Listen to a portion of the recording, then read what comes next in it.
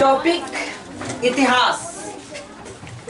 ये क्लास 6 का lesson number 1 और हिस्ट्री का ये पार्ट 2 है। हमारा अतीत, इसका पार्ट 2 लेकर के आया हूँ, ठीक है ना। चलिए, शेष जानकारी के लिए आप इस नंबर पे कांटेक्ट कीजिए। तो स्टार्ट करते हैं। पिछले क्लास में हमने अतीत के बारे में समझाया था कि अतीत होता क्या है। जो घटनाएं पीछे घट गई उसी के बारे में जो विस्तृत अध्ययन मिलेगा वह हम इतिहास में पढ़ेंगे। इतिहास को कैटेगराइज किया गया था दो टाइप्स में। पहला ये टाइप था कि वैसा इतिहास जो लेखन कला के पहले विकसित हो, यानी लिपि के पहले का इतिहास, और दूसरा लिपि के बाद का इतिहास।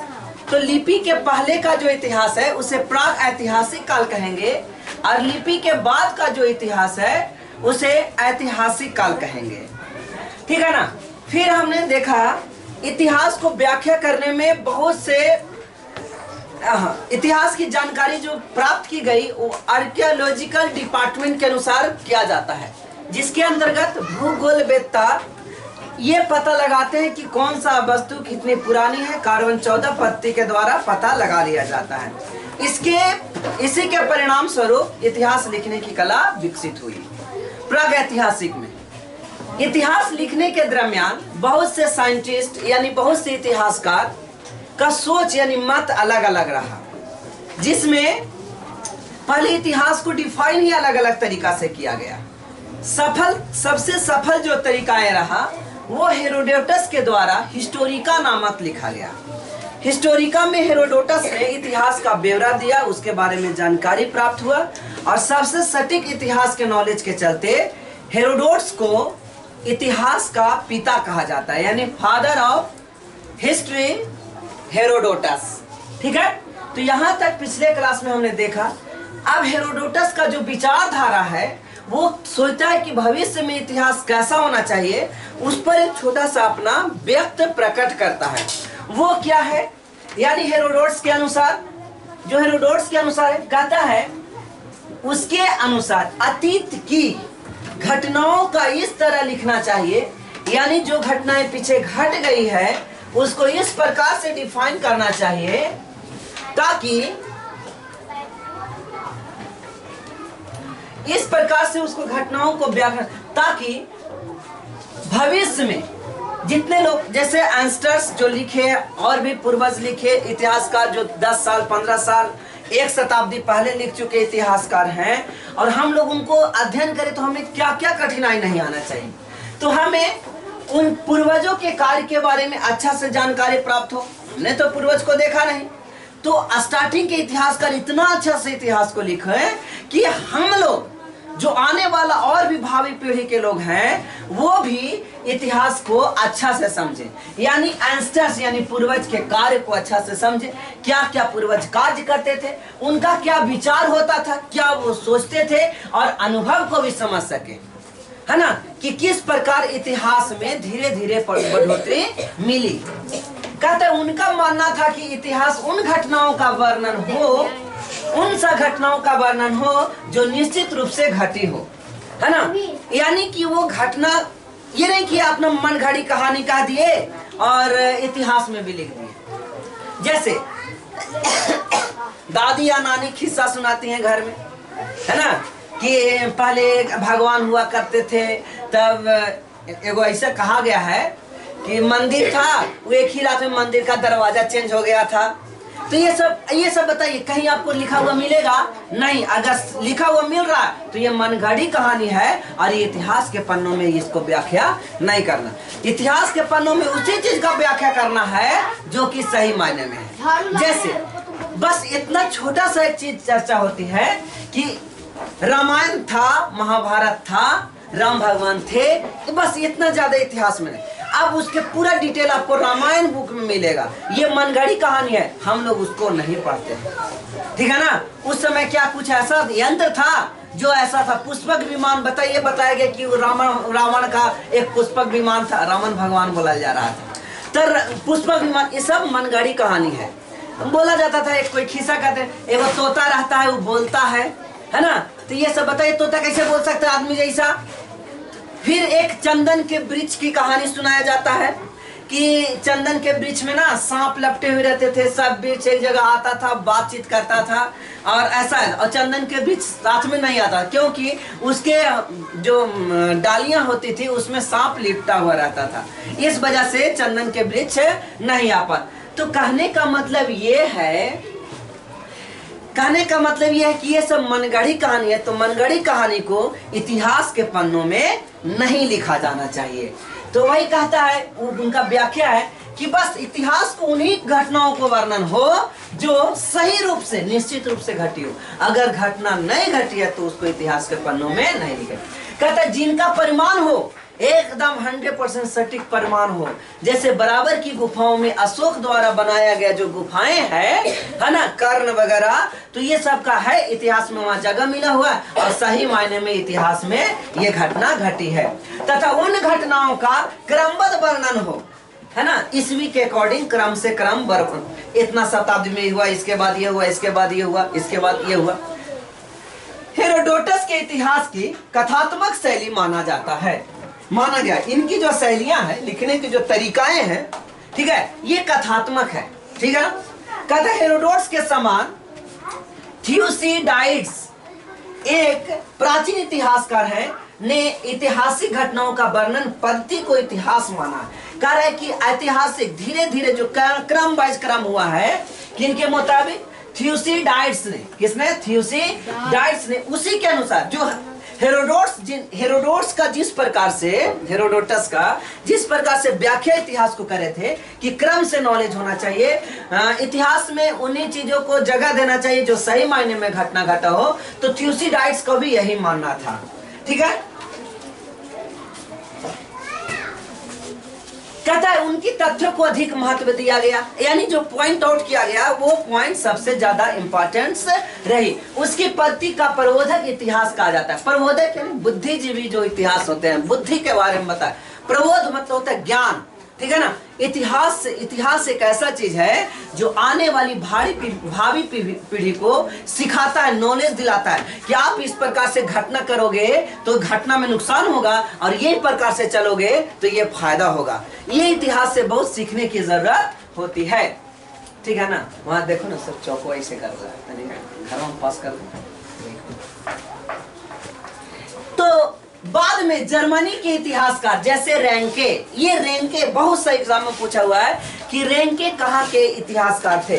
सबसे पहले तो ये पूछता है कि वो इतिहासकार थे कि वैज्ञानिक थे कि मतलब भूगोलवेत्ता थे। तो रेंके क्या है, एक इतिहासकार है। और निभुर, रेंके और निभुर ने घटनाओं को वैज्ञानिक और परमाणुक वर्णन का इतिहास माना। कहा कि इतिहास वही हो सकता है ना, घटना भी घटा तो भी अगर इतिहास नहीं है, उसका अगर पूरा कल्पना मिट गया तो इतिहास नहीं है। इतिहास का प्रमाण होना चाहिए, सटीक नॉलेज होना चाहिए, तभी हम उसको इतिहास में जगह देंगे। तो कहे थे स्टडी में इतिहास को लिखने में लेखन शैली का विकास करना इतना आसान नहीं था, इसलिए बहुत से इतिहासकार अलग अलग मत प्रकट किए, ठीक है। तो जर्मनी का दो वैज्ञानिक, दो इतिहासकार का नाम बताइए। एक का नाम रेंके और दूसरा निभुर। रेंके और निभुर। तो ये रेंके और निभुर किस प्रकार के इतिहास को माना है, तो जिसका परमाणुक वर्णन हो, है ना। प्रमाण नहीं है तो वो इतिहास में उसको जगह नहीं मिली। लेकिन ये 100% सही नहीं है। ऐसा क्यों माना गया 100%? बहुत सा इतिहास मिट गया, किसी कारण से मिट गया। अब बताइए एंसेस्टर्स फिर से आएंगे, पूर्वज आदि मानव फिर से आएगा, तो उसका तो प्रमाण बचा नहीं, ठीक है ना। तो क्या उसको इतिहास के पन्ने में नहीं लिखा जाएगा? उसको भी इतिहास के पन्ने में दर्ज है। तो इसीलिए सबसे सटीक इतिहास के बारे में हेरोडोटस ने बताया था, ठीक है। इसीलिए हेरोडोटस को इतिहास का पिता कहा जाता है। लेकिन अगर रेंके भी अच्छा प्रकट करते, उनको भी सब लोग बात मानते, तो आज इतिहास का पिता रेंके या निभुर को माना जाता है। खैर, वर्तमान में वैज्ञानिक इतिहास लेखन शैली का महत्व बढ़ गया है। हाँ, वैज्ञानिक इतिहास क्या है? देखिए, एक ऐसा इतिहास है जिसके बारे में सोच सकते हैं लोग कि सही मायने में यही घटना घटा होगा। एग्जाम्पल के थ्रू एक छोटी सी मैं व्याख्या करना चाहूंगा कि अगर कोई कह दे, स्टार्टिंग में कहानी लोग पूछ देते हैं कि आगे अंडा आया कि आगे मुर्गा आया या मुर्गी आई। है ना, ये सब क्वेश्चन आ जाता है। अब वैज्ञानिक इतिहास की दृष्टि से आगे कौन आया, तो मनगढ़ा हुआ कहानी है, तो आगे कहेगा कि मुर्गी आया, तो कहेगा कि जब अंडे नहीं था तब मुर्गी कहाँ से आया, तो कोई कहेगा नहीं आगे अंडा आया, तब बताइए मुर्गी नहीं है तो अंडा कहाँ से आया। तो कहने का मतलब इसका कोई प्रमाण नहीं है, लेकिन यह एक वैज्ञानिक पद्धति पर इतिहास है। जैसे कहा जाता है कि सबसे पहले भारत विश्व में मनु नामक आए थे आदमी, और उन्होंने ही सृष्टि का ये किया, रचना किया, आदमी को उन्होंने बना। लेकिन ये गलत व्याख्या है। हमारे जो पूर्वज हैं, सब लोग जानता है कि हमारे पूर्वज एक लंगूर है, लंगूर का पूर्वज कोई और होगा, यानी कोई और जीव होगा, उसका पूर्वज कोई और जीव होगा। एक दिन पीछे चले जाएंगे तो वहां पे मिलेगा कि सबसे जो पूर्वज मिला वो अमीबा है ना, और ये अमीबा समुद्र में पाया गया। यानी सबसे पूर्वज, सबसे पहले अगर जीव कोई आया था इस पृथ्वी पर तो समुद्र में आया था, और वो कौन सा जीव था, अमीबा था। तो इस दृष्टिकोण से हम लोगों ने पता लगाया,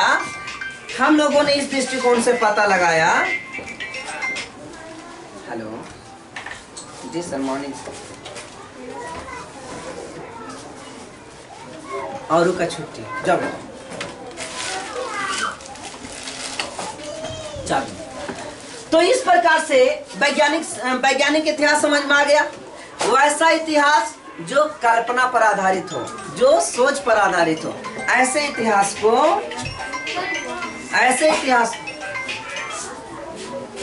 हेलो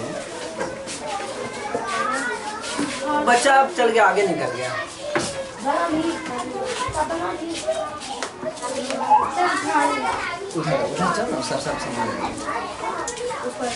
तो वैज्ञानिक इतिहास लेखन की शैली आप समझ में आ गया। आप कोई पूछेगा तो बता देगा ना कि सबसे जो आंसर थे वो कौन थे। जाओ उधर, अरे रोको ना रे, वीडियो बन रहा है ना। समझ में आ गया आपको कि वैज्ञानिक इतिहास क्या होता है।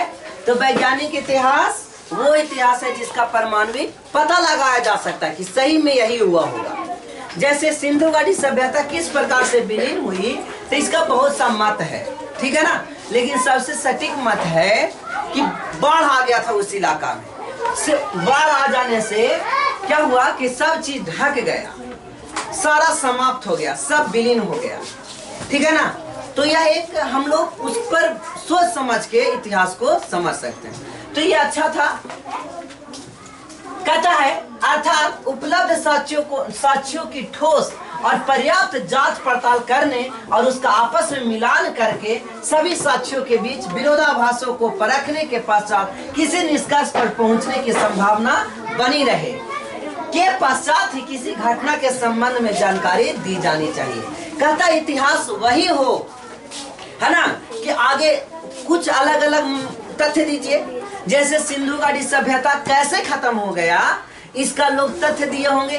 कुछ ने कहा कि महामारी आ गया, महामारी के दौरान सारे व्यक्ति की मौत हो गई। आज जैसे कुछ दिन पहले जो कोरोना आया था, इसका अगर इलाज नहीं होता, अच्छा से नॉलेज नहीं वैज्ञानिक लोग करते, तो आज कोरोना से बहुत लोग जान चले जाता, ठीक है ना। लेकिन एग्जैक्ट टाइम में हम लोगों को पता लग गया उसके बारे में, और क्या हुआ, एग्जैक्ट टाइम पर वैक्सीन मिल गई, एग्जैक्ट टाइम पर सुरक्षा रहने का बहुत सा तरीका है हम लोग को पता हो गया। इस प्रकार से कोरोना से बहुत सी जानें बच गई।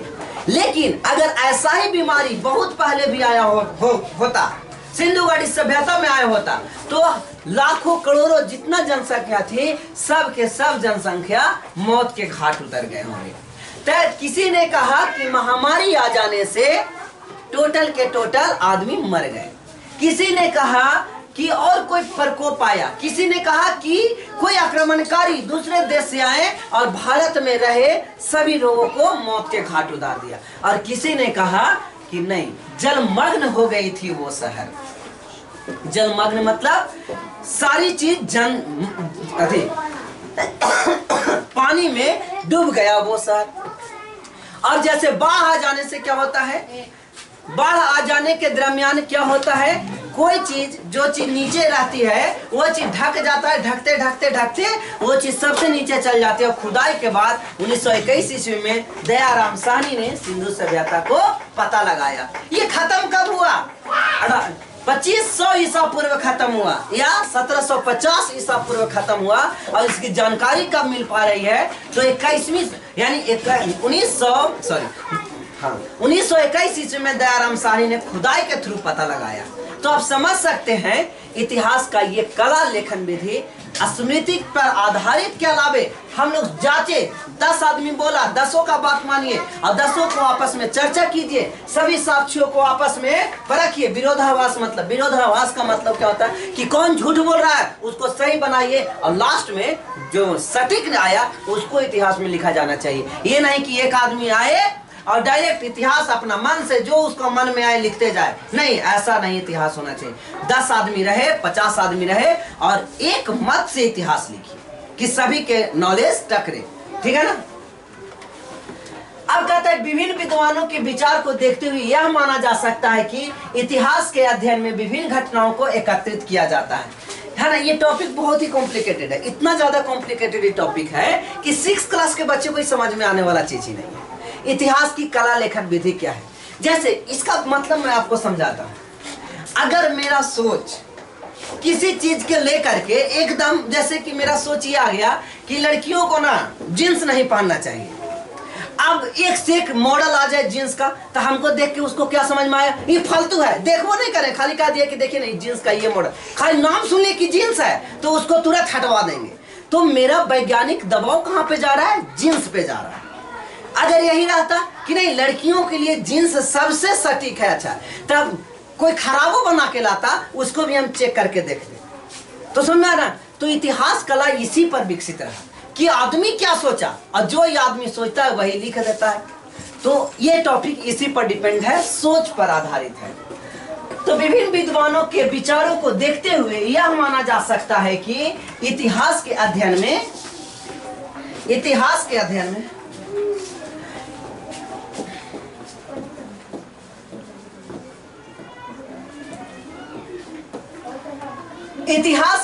विभिन्न घटनाओं को एकत्रित किया। जितना भी घटनाएं पीछे घटी उसको आप एकत्रित कीजिए, जमा कीजिए, है ना, सारे साक्ष्य को आप एक जगह एकत्रित कीजिए और उसके बाद घटनाओं को पता लगाइए कि ये घटना कब घटा, है ना, ये घटना कब घटा। जैसे 1921 ईस्वी में दयाराम साहनी ने सिंधु सभ्यता को पता लगाया, हड़प्पा शहर का पता लगाया, तो पता तो लग गया ना कि ये कब हुआ। तो कार्बन डेटिंग सिस्टम से जांच करके ये बता दिया कि लगभग 2500 ईसा पूर्व से 1750 ईसा पूर्व के बीच में ये सभ्यता रहा, ठीक है।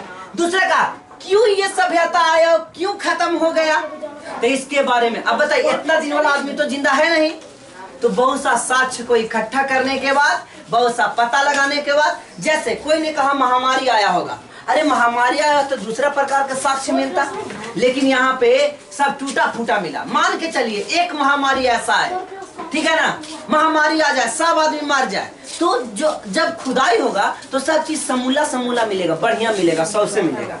पंखा टूटल मिलेगा नहीं मिलेगा, ये अच्छा मिलेगा, है ना, ये सब सामान अच्छा मिलेगा, लेकिन वहां सब सामान फूटल उटल मिल रहा है। तो इस प्रकार से कहा जा रहा है कि जब बाढ़ आया होगा तो बहुत सा चीज। अब बताइए कहाँ मिलेगा ये चीजें?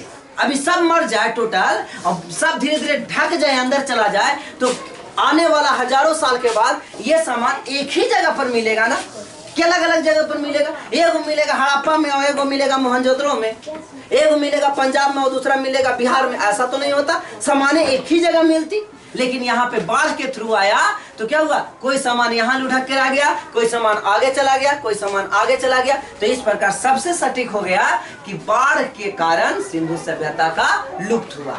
तो ये पता चला कि क्यों खत्म हुआ, पता तो लगा लिए, कब हुआ वो भी पता लगा लिए, क्यों और कहाँ हुआ उस जगह को पता लगा लिए, और पता चला कि कैसे हुआ। तो इन सब प्रश्नों के उत्तर क्रमबद्ध एवं वैज्ञानिक तरीकों से ढूंढा जाता है। और एक्चुअली में ये सब तरीके, जितने भी वैज्ञानिक तरीके हैं, सब के सब ढूंढ लिया गया और अंतिम में इन घटनाओं को निष्पक्ष और कालानुक्रम अध्ययन किया जा सके। VVI पॉइंट्स है, ये लाइन सबसे VVI है कि घटनाओं का जितना भी घटनाएं घटी उसकी निष्पक्ष मतलब इसको विरुद्ध में कोई नहीं आएगा, ये हमारा एकदम सही है।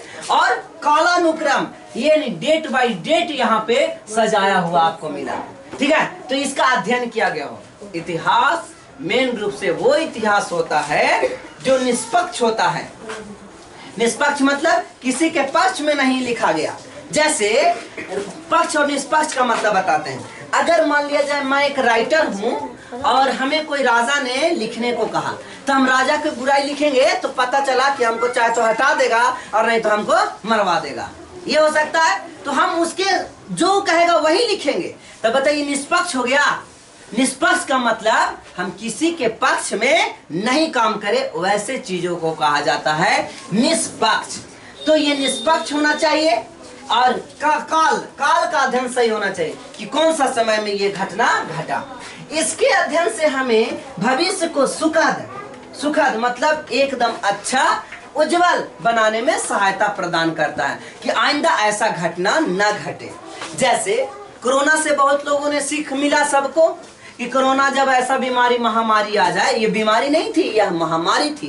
कोरोना जैसे महामारी जब आ जाए तो इसको निपटने के लिए क्या क्या चीज किया जाए, ये सब तरीकाओं पर अच्छा से विचार विमर्श करने में हम लोग को आसानी पड़ेगी जब इतिहास को अच्छा से लिखा जाएगा। अब मान लिया जाए एक इतिहासकार ने लिख दिया कि कोरोना एक ऐसा बीमारी है जो छुआछूत का बीमारी नहीं है, ठीक है। अब अगला साल हम भी पढ़ेंगे और कोरोना फिर से आ गया। अब पता चला कि हमने तो पढ़ा था कि कोरोना जो है छुआछूत का बीमारी नहीं है, अब उसके संपर्क में आए और हमें कोरोना हो गया। तो बताइए गलत नॉलेज आदमी को मार देगा कि नहीं मार देगा। तो इस प्रकार से ये कहा गया तब सुखद जीवन होगा।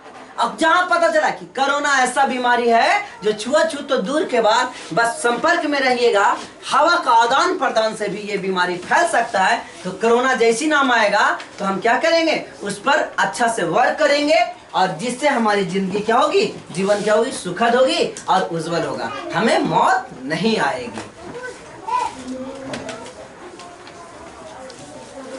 इतिहास का मतलब क्या है? इतिहास का अर्थ दैट मीन्स, इतिहास का मतलब क्या है? अर्थ का मतलब होता है मतलब मीनिंग।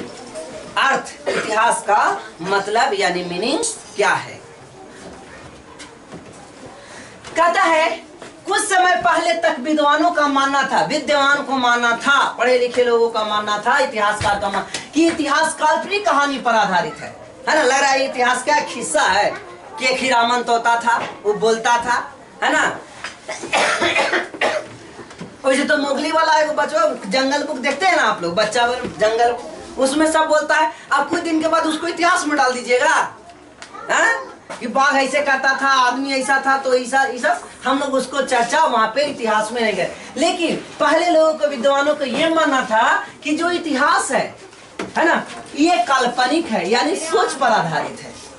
इतिहास क्या है? सोच पर आधारित। इसलिए इसका अध्ययन आवश्यक नहीं है, इतिहास का अध्ययन जरूरी नहीं है, क्योंकि उससे हमें सीखने को कुछ नहीं मिलेगा, है ना। वो कहानी क्या था कि सब पेड़ रात में एक जगह आते थे, मिलते थे, अपना दुख सुख सुनाते थे। बताइए हो वाला बात है? तो ऐसा जब ये कहानी मिल गया तो इसको पढ़े से कोई फायदा नहीं है। ऐसा इतिहास सही मायने में क्यों पढ़ा जाए? तो ये परंतु वर्तमान समय में, यानी अभी वर्तमान समय में यह धारणा क्या हुई, चेंज हो गई, बदल गई।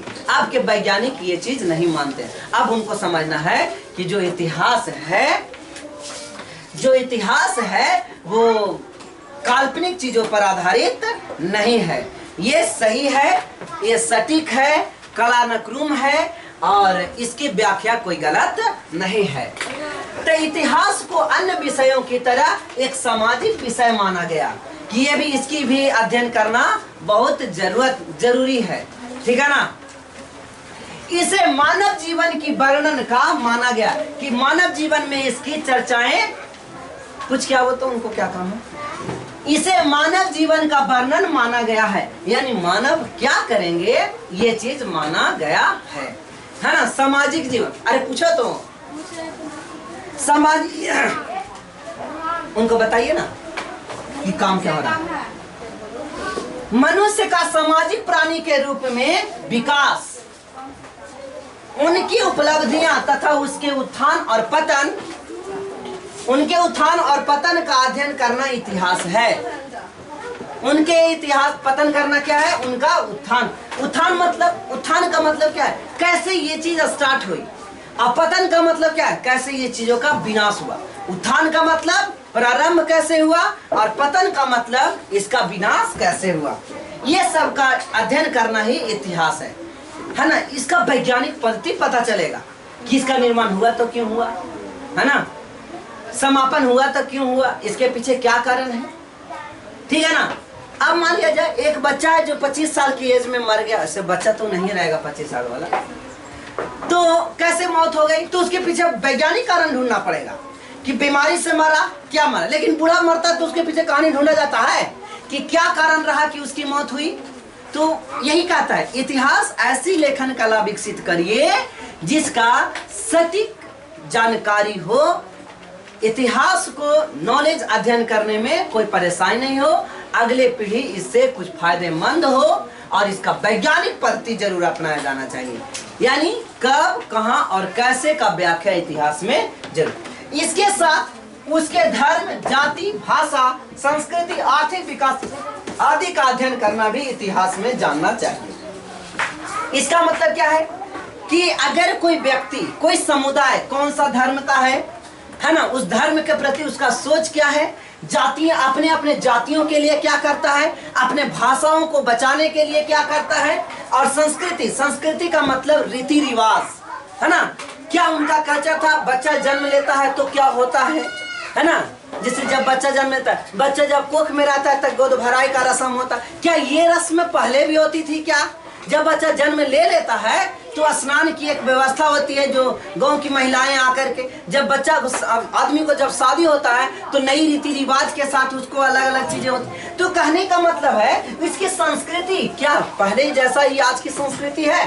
आर्थिक कैसे कैसे वो डेवलपमेंट किए। आज हम लोग कहते हैं कि 5 ट्रिलियन इकोनॉमी, 5 ट्रिलियन डॉलर की इकोनॉमी आज इंडिया की है। इसकी जीडीपी क्षमता इतना है, तो क्या उस प्रकार से इस प्रकार रुपये का व्याख्या होता होगा। आर्थिक और सामाजिक दृष्टिकोण ऐसा ही रहा होगा। कहते इसी को हम लोग इतिहास में जानना चाहिए, है ना। तो यहाँ से कल देखा जाएगा इतिहास का वर्गीकरण और उसके प्रकार। इतिहास के वर्गीकरण और उसके प्रकार को हम लोग कल देखेंगे, ठीक है। तो आज बस इतना ही।